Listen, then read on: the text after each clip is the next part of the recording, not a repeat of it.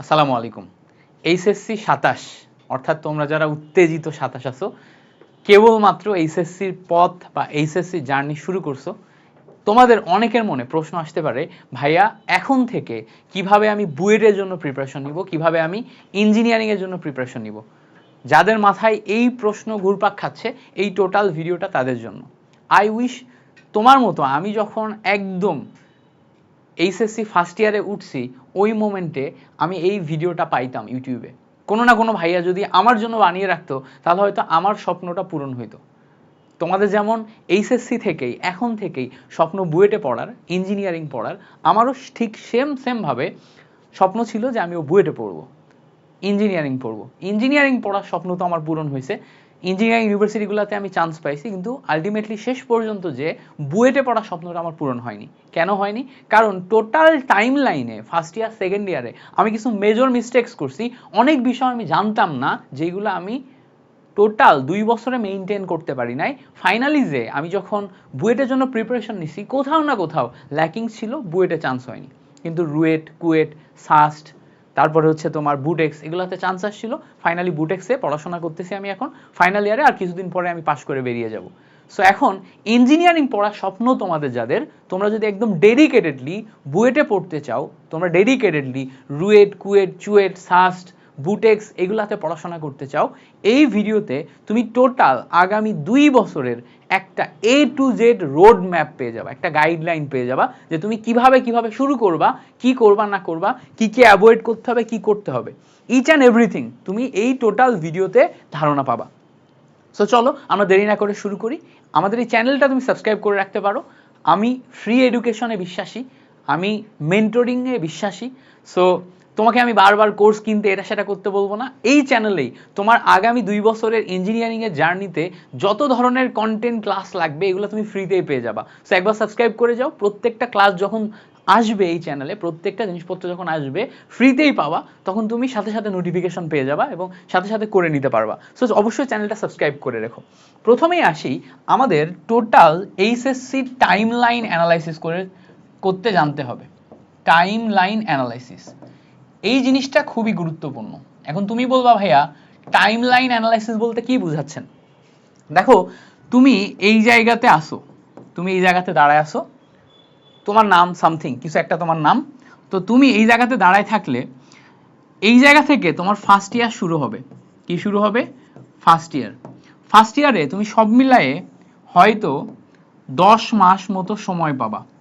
কয় মাস? 10 মাস। এরপরে ফার্স্ট ইয়ারের ইয়ার ফাইনাল এক্সাম হবে। কি হবে? Year final exam. Year final এক্সামের পর তারপরে তোমার এই এক্সামের ঠিক পর থেকেই সেকেন্ড ইয়ার শুরু হবে। এই জায়গাতে তুমি আবারও 10 মাস মতো সময় পাবা, বা 8-9 মাস মতো সময় পাবা, 8 মাস মতো সময় পাইতে পারো। তারপরে তোমার এইচএসসি এক্সাম হবে। এরপরে ঠিক 4 মাস মতো পরে তোমার বুয়েটের বা ইঞ্জিনিয়ারিং অ্যাডমিশন টেস্ট হবে। সো টোটাল টাইম যদি তুমি দেখো, সব মিলায়ে তুমি একদম A to Z first year থেকে অ্যাডমিশন টেস্ট পর্যন্ত সময় পাচ্ছ 10 + 10 + 5 ধরে নিলাম, সব মিলায়ে 25 মাস মতো সময় পাওয়া যায়। এই যে 25 মাস সময়, এই 25 মাস সময়ে তোমার অ্যামাউন্ট অফ স্টাডি ক্যালকুলেট করতে হবে, কি পরিমাণ পড়াশোনা করা লাগবে। আমি সাইডের সাবজেক্টগুলো যদি বাদও দিই, শুধুমাত্র তুমি যদি ফিজিক্স, কেমিস্ট্রি, ম্যাথ, এই 4টা সাবজেক্ট, ফিজিক্স, কেমিস্ট্রি, ম্যাথ, এই 3টা সাবজেক্ট, বায়োলজি সহ 3-4টা সাবজেক্ট অ্যানালাইসিস করো। ফিজিক্সে তোমার টোটাল 2টা পেপার। প্রথম পেপারে যে কয়টা চ্যাপ্টার আছে, টোটাল ধরো আমি এভারেজ ধরে নিলাম 10টা চ্যাপ্টার আছে। সো ফার্স্ট পেপারে টোটাল ফিজিক্সে টোটাল তুমি 20টা মতো চ্যাপ্টার পড়বা, ফুল সিলেবাসে যেহেতু তোমরা পরীক্ষা দিবা। কেমিস্ট্রিতে টোটাল 5টা করে 2 পেপারে 10টা চ্যাপ্টার আছে। ম্যাথে টোটাল 10 × 2 পেপারে 20টা চ্যাপ্টার আছে। টোটাল মিলে ক্যালকুলেশন করলে অলমোস্ট ফিজিক্স, কেমিস্ট্রি, ম্যাথ মিলে 50টা চ্যাপ্টার থাকে। 50টা চ্যাপ্টার। এবার এই 50টা চ্যাপ্টার তুমি পড়বা, পার চ্যাপ্টারে যদি 20টা করে টপিক থাকে, খেয়াল করো, পার চ্যাপ্টারে যদি 20টা করে টপিক থাকে, তাহলে এখানে টোটাল আলাদা আলাদা টপিক পড়তে হয় কতগুলো, একটু হিসাব করো। দেখো, 2টা 0, 5 × 2 = 10, 1000 টপিক পড়া লাগে। 1000 ভিন্ন ভিন্ন টপিক তোমার পড়া লাগে। এই 1000 ভিন্ন ভিন্ন টপিকের উপরে তোমার এক্সাম হবে। এবার তুমি মনে করবা যে এই টপিকগুলো হয়তো ছোট ছোট, মোটেই না। কোনো টপিক ছোট ছোট না, প্রত্যেকটা টপিকের আন্ডারে, প্রত্যেকটা টপিক, এই 1000 টপিক পড়তেছো না, প্রত্যেকটা টপিকের আন্ডারে অন্তত 4 থেকে 5টা করে ম্যাথ আছে। ম্যাথ, যদি ম্যাথ না থাকে তাহলে থিওরিটিক্যাল কোশ্চেন আছে। সো 5টা করেও যদি কোশ্চেন করো তাহলে দেখো এখানে টোটাল তোমার 5000 কোশ্চেন সলভ করা লাগবে, টোটাল 5000 কোশ্চেন সলভ করা লাগবে। এই হচ্ছে তোমার টোটাল অ্যামাউন্ট অফ স্টাডি। এবার এই যে 5000 কোশ্চেন, 1000 টপিকের আন্ডারে 5000 কোশ্চেন, এটা তুমি সলভ করবা কয় মাসে? এই 25 মাসে। 25 মাসে টোটাল মিলে সময় কত? 25 মাস। সো এখানে তুমি টোটাল মাস 25 মাস দিয়ে যদি হিসাব করো তাহলে দেখো 25 দুগুণা 50 কত করে আসে দেখো, প্রতি মাসে অন্তত 200টা করে ম্যাথ সলভ করা লাগবে তোমার, অন্তত 200টা ম্যাথ সলভ করা লাগবে প্রতি মাসে। তাহলে দেখো প্রতি মাসে যদি অন্তত 200টা করে ম্যাথ সলভ করা লাগে তাহলে ডেইলি কয়টা ম্যাথ সলভ করা লাগবে? দেখো পার মাসে 30 দিন, দেখো হিসাব করো, হিসাব করলে দেখবা প্রতিদিন 6 থেকে 7টা ম্যাথ বুঝে বুঝে তুমি যদি সলভ করো তাহলে তোমার এই টোটাল টাইম লাইনে যত যা কিছু ম্যাটেরিয়াল লাগবে সব কভার হবে। এখন প্রতিদিন তুমি যদি 6 থেকে 7টা করো তাহলেই হবে। একদিন যদি মিস করো তাহলে 6টা মিস, পরের দিন মিস করলে আরো 6টা মিস, তারপরের দিন মিস করলে আরো 6টা মিস। ফলে তোমার, তুমি যদি এই টোটাল টাইম লাইনে একবার যদি কোনো পড়াশোনা ছেড়ে দাও, একবার যদি কোনো পড়াশোনা ছেড়ে দাও তাহলে এটা তুমি আর কভার করতে পারবা না। টানা 15 দিন পড়াশোনা করো নাই, ওইটার যে গ্যাপ হবে, গ্যাপ ফিল আপ হয় না। আমার ফার্স্ট ইয়ারে আমি প্রচুর পরিমাণে কো কারিকুলাম অ্যাক্টিভিটিসে জড়িয়েছিলাম। কো কারিকুলাম অ্যাক্টিভিটিস বুঝো? নাচ, গান, বক্তব্য দেয়া, কবিতা আবৃত্তি, বিভিন্ন জায়গাতে প্রোগ্রাম করা।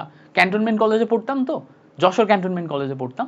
ফলে আমি এই বিভিন্ন কো কারিকুলাম অ্যাক্টিভিটিসে জড়ানোর কারণে এইগুলাতে অনেক সময় দিয়ে ম্যাথ সলভ, টপিকের উপর অ্যানালাইসিস করা, থিওরিগুলা ক্লিয়ার করা, বেসিক কনসেপ্ট ক্লিয়ার করা, এগুলাতে আমার ফোকাস কম ছিল। ফলে দেখা যাচ্ছে যেটা গ্যাপ হয়ে গেছে এটা কখনো আমি কভার করতে পারি না। এবার একটা সিম্পল জিনিস হিসাব করো, সাপোজ ধরো তুমি চাচ্ছ তোমার রেজাল্ট ভালো হোক, তুমি চাচ্ছ তোমার রেজাল্ট ভালো হোক। সবসময় মাথায় রাখবা রেজাল্ট সবসময় তোমার ইফোর্ট এবং টাইমের গুণফল, ইফোর্ট ইনটু টাইম, এটার গুণফল। এখন তুমি চাচ্ছ তোমার রেজাল্ট ভালো হোক, রেজাল্ট কি হোক? রেজাল্ট তুমি বুয়েটে চান্স পাও, তো বুয়েট হচ্ছে ধরো তোমার 100, বুয়েট কত? 100। এখন এই ইফোর্ট এবং টাইম দুইটা মিলিয়ে তোমার রেজাল্ট। তো বুয়েট যে 100, তুমি যদি ইফোর্ট সবসময় 2 করে দাও, 2 ডাবল, তোমার ডাবল পরিমাণ ইফোর্ট দাও, তাহলে তোমার টাইম লাগবে কত? 100 রেজাল্ট করতে 50 দিন টাইম লাগবে, 50 দিন টাইম লাগবে। এবার সাপোজ ধরো তোমার টাইম কমে গেছে, তুমি গ্যাপ দিয়ে ফেলছো, গ্যাপ দিয়ে ফেলছো মানে কি? 50 টাইম এটা তোমার হাতে আর নাই, তো টাইম তোমার কমে গেছে। এখন তোমার টাইম ধরো কমে কত চলে আসছে? টাইম কমে চলে আসছে 25-এ, 25-এ, যে তোমার হাতে ফার্স্ট ইয়ার গ্যাপ হয়ে গেছে, অর্ধেক টাইম, শুধু সেকেন্ড ইয়ার আছে। তখন দেখো তুমি যদি এই অনলি 25 মতো টাইম পাও তাহলে তোমাকে 100 রেজাল্ট করতে 4 গুণ ইফোর্ট দেওয়া লাগছে।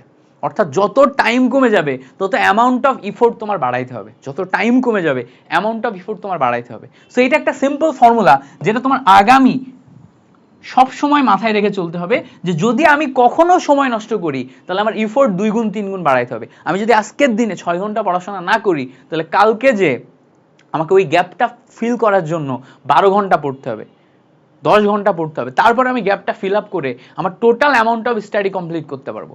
এই টোটাল অ্যামাউন্ট অফ স্টাডি আমি যেই হিসাবটা তোমাকে দিলাম না, যে এরকম 5000 মতো ম্যাথ সলভ করা লাগবে, 1000 মতো টপিক পড়া লাগবে, এটা ফিক্স। এই পরিমাণ পড়াশোনা না করে এই পরিমাণ কোয়ালিটি তুমি যদি অর্জন করতে না পারো তাহলে তোমার বুয়েটে বা ইঞ্জিনিয়ারিংয়ে চান্স পাওয়াটা একটু কষ্টসাধ্য হয়ে যাবে। বিশেষ করে বুয়েটে, ইঞ্জিনিয়ারিংয়ে হয়তো কোথাও না কোথাও হয়ে যাবে, বাট বুয়েটে চান্স পাওয়া তোমার জন্য কষ্টসাধ্য হয়ে যাবে। সো এখন কি করা লাগবে, কি করা লাগবে সেইটাতে আসি। এগুলো তো বুঝলাম কি করা লাগবে, শুরুতেই আসি কি করা লাগবে।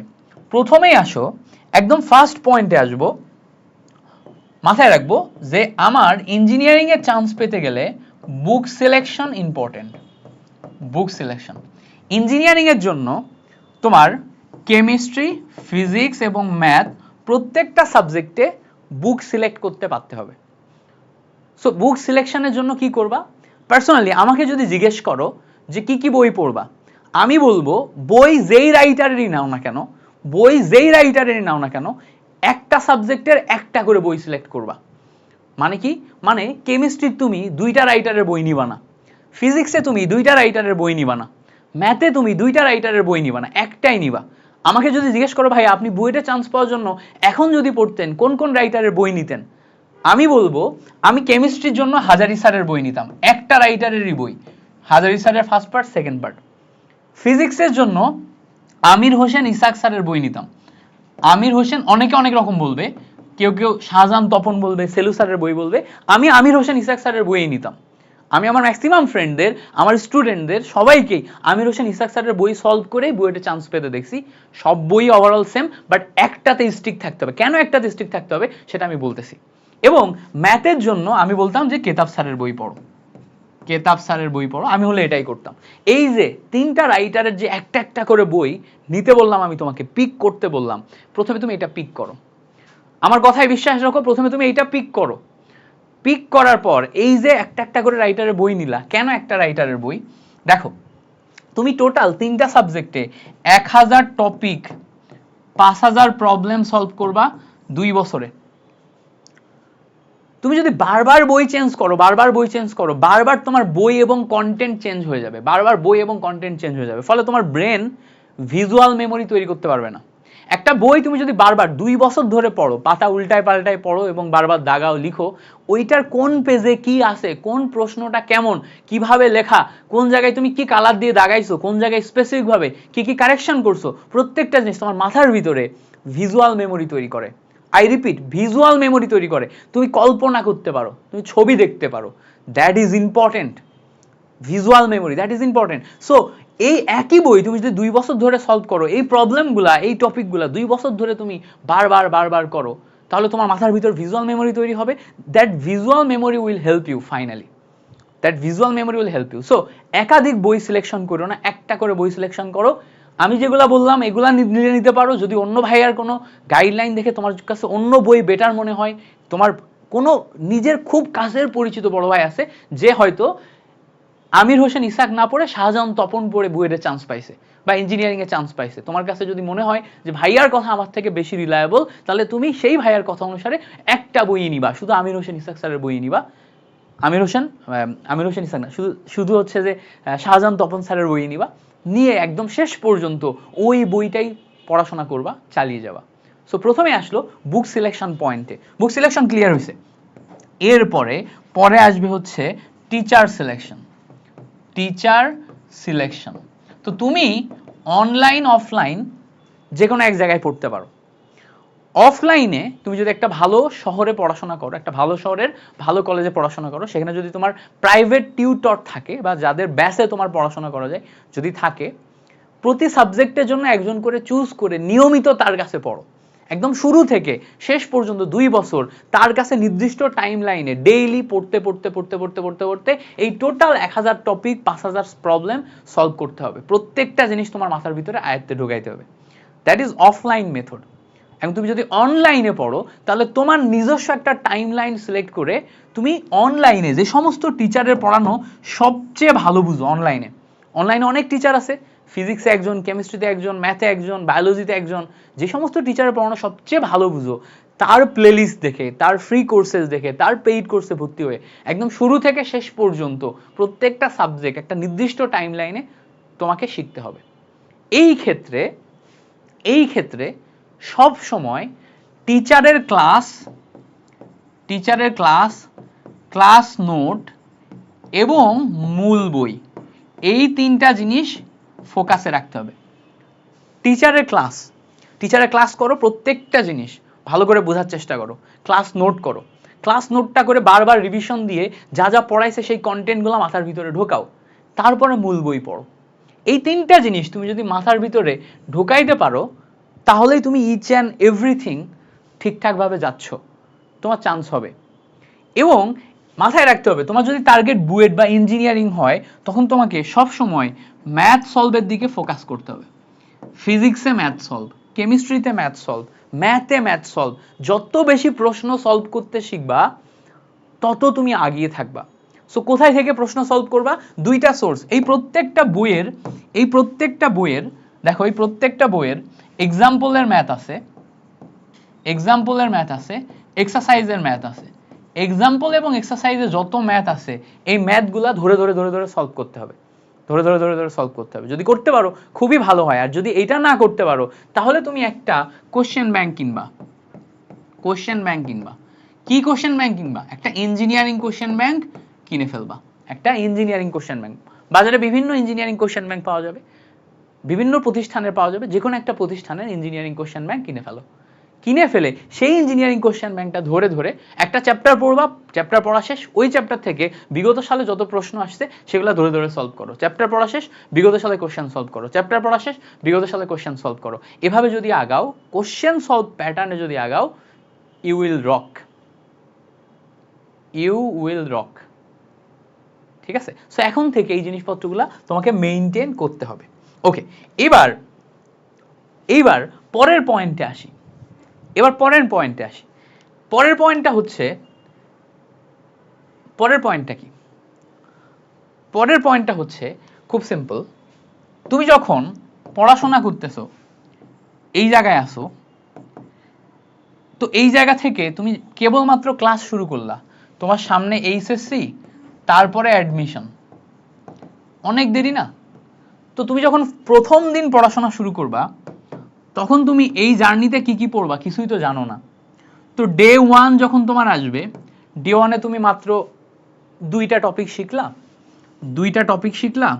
এবং দুইটা টপিক থেকে 10টা প্রবলেম সলভ করলা।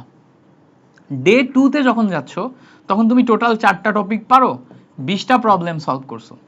ডে 3 তে তুমি 6টা টপিক শিখছো, 30টা প্রবলেম সলভ করছো। ডে 4 এ তুমি 8টা টপিক জানো, 40টা প্রবলেম সলভ করছো। এভাবে তুমি সামনে আগাচ্ছ, খেয়াল করো, এভাবে তুমি সামনে আগাচ্ছ। তো এই যে প্রত্যেক দিন তোমার মাথার ভিতরে অল্প অল্প অল্প অল্প করে যেই পড়াশোনাগুলো ঢুকতেছে, এগুলা তোমার মেন্টাল ম্যাচিউরিটি বাড়াবে।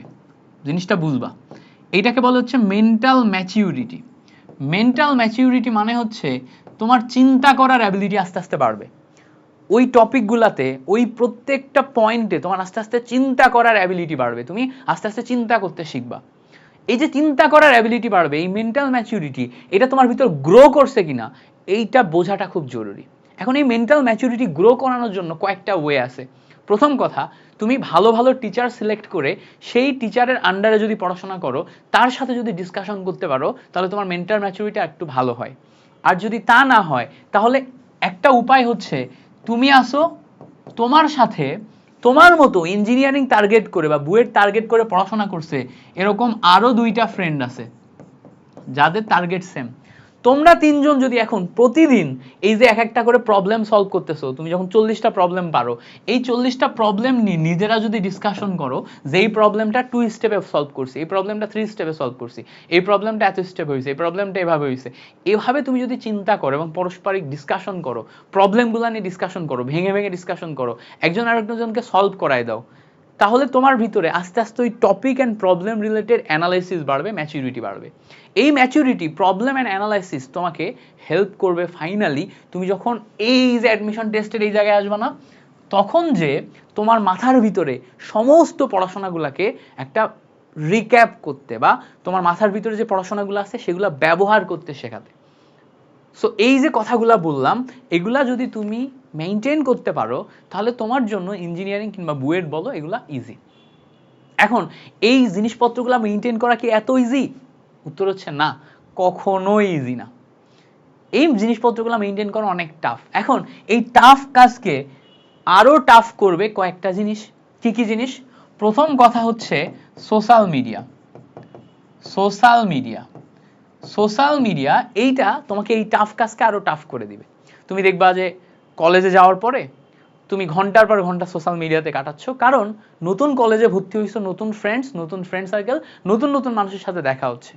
সো সবার সাথে ফ্রেন্ড রিকোয়েস্ট পাঠানো, মেসেঞ্জারে চ্যাট করা, প্রতিনিয়ত আউটিংসে যাওয়া, বাইরে যাওয়া, কথাবার্তা বলা। সো তোমার দেখবা প্রচুর পরিমাণে সময় নষ্ট হচ্ছে। তো এই জিনিসপত্রগুলোকে ব্যালেন্সে রাখতে হবে, কন্ট্রোলে রাখতে হবে। প্রতিদিনে নিজের পড়াশোনার যে টার্গেটটা থাকবে, সেই টার্গেটটা মেইনটেইন করে যতটুকু তুমি মানুষের সাথে মিশতে পারো ততটুকুই মিশতে হবে। কলেজ লাইফ হিউজ পরিমাণে মেলামেশা করার সময় না। 2 নাম্বার প্রবলেম হচ্ছে age problem. Age, age problem কেন? তুমি এখন কেবল এইচএসসি ফার্স্ট ইয়ারে উঠছো, মানে তোমার 17 বা 18 বছর বয়স।